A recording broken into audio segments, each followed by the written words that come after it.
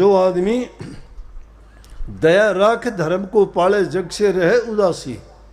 जो दया जिसके दिल में होती है, धर्म की जो पालना करता है और संसार से उदास हो जाता है, 3 चीज़ें बता दी। ये भक्ति का सफलता के सबसे सरल और सुंदर तरीके हैं कि दिल के अंदर दया होनी चाहिए, धर्म की पालना करने वाला होना चाहिए और जग से उदास होना चाहिए। जग से उदासी का मतलब ये जग में रहते हुए हमारी जिम्मेवारी से नहीं भागना। जो हमारी जिम्मेवारी है, जो हमारे काम है, वो हमें सब करने ही चाहिए।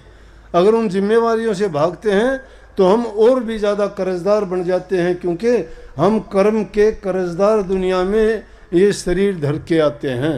और वो कर्ज अगर इस जन्म में नहीं उतारते हैं तो वो कर्ज यूं का यूं हमारे सिर पर आगे से आगे चलता रहता है और हमें जन्म मरण के रोग में फंसते ही चले जाते हैं। कभी ऊंची योनि में जाते हैं, कभी नीची योनि में जाते हैं, कर्म भोगते जाते हैं, कभी दुख में कभी सुख में।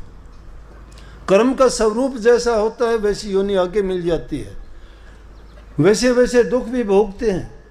कुछ लोग ऐसे पैदा होते हैं जिनको खाने को टुकड़ा भी नहीं होता। कुछ ऐसे होते हैं पैदा होने से पहले ही उनका सब कुछ अच्छे से अच्छा होता है। कुछ लोग ऐसे होते हैं जिनको कार हवाई जहाज बैठने के लिए मिलते हैं, लेकिन उनके दूसरी तरफ ऐसे लोग भी होते हैं जिनको रिक्शा जैसी गाड़ियां खुद अपने शरीर से खींचनी पड़ती हैं दूसरों को बैठा के। कर्म, कर्ज, इसलिए उसे कर्ज को जो इंसान समझ जाता है, कोई पिता बन के कर्ज चुकाता है, कोई बेटी बन के कर्जा उगा लेती है, कोई बेटा बन के कर्जा ले लेता है, कोई जमाई बन के उस पर कर्जा चढ़ाता है।